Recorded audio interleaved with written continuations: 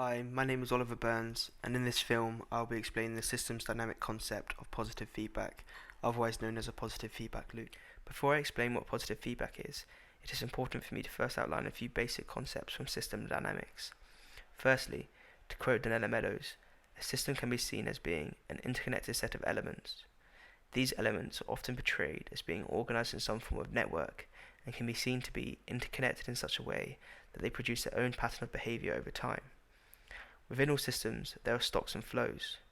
Stocks can be seen as an accumulation, a quantity of information and/or material that increases and decreases through flows. Flows are the movement of information or material into and out of stocks. These are known as inflows and outflows and determine the level of the stock. If the inflows, outflows, and feedback loops, which I will discuss later, in a system are balanced, then it is said to be stable and in dynamic equilibrium. Finally, systems can be open or closed. A closed system has no links to a surrounding environment, either as a source of energy or a receptacle for byproducts of its operation, whilst an open system interacts with its environment. Now, moving on to feedback loops.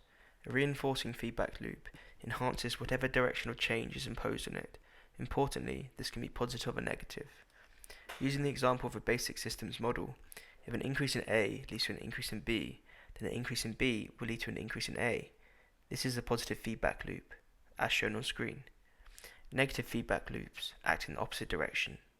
Thus, reinforcing feedback loops are said to be self-enhancing. I will now be focusing on positive feedback loops. As I explained previously, positive feedback generates more input to a stock the more that is already there. However, what is the outcome of positive feedback? Well, positive feedback causes a system to grow exponentially. This growth will continue until one of two outcomes. Either the system meets a constraint, a controlling or mediating process.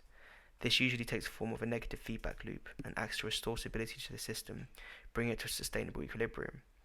However, if the positive feedback is strong enough, it can cause the system to overshoot and collapse. Thus, positive feedback reinforces change and may lead to an entirely new system state. I will now be discussing soil erosion as an example of positive feedback. Imagine a field in good condition with healthy soil and an abundance of flora, like the one shown on screen. This is an example of an open system.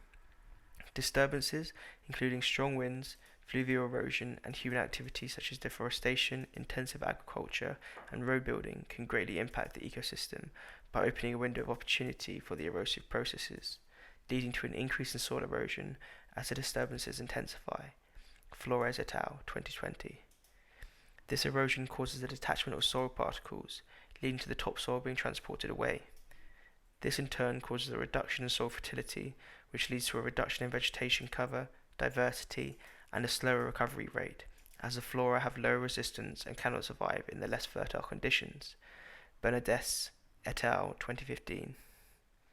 Moreover, as the plants die, the roots are not present to help bind the soil together. This increases soil erodibility and causes further erosion. As the process of erosion continues, the system risks getting trapped in a constant state of high erosion and low soil fertility. Flores et al. 2020. This is the positive feedback loop in soil erosion. Assuming the disturbances diminish or stop, weakening the positive feedback loop, this resilient soil system would be able to self-organize and repair itself over time, restoring itself to its dynamic equilibrium. In the event that the disturbances lasted and the positive feedback loop took hold of the system, causing exponential growth, the feedback loop of the soil erosion would continue until it reaches one of the outcomes I discussed. Firstly, the feedback loop could meet a constraint. There could be an external influence such as a farmer coming in and reviving the soil by adding fresh topsoil and fertilizers. This would act as a negative feedback loop, restoring stability and resilience to the system and bringing it to a new stable equilibrium. Or this positive feedback loop of erosion could continue on until the system overshoots and collapses.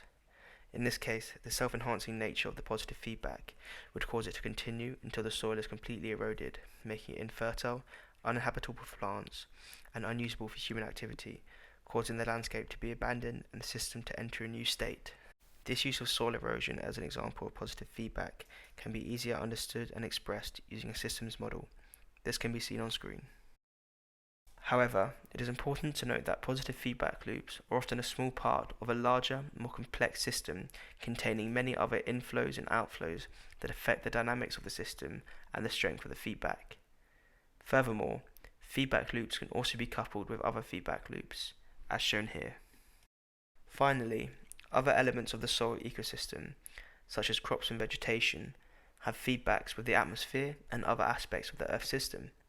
This shows how this positive feedback loop for soil erosion is really just a small mechanism within a subsystem of a much larger and complex Earth system.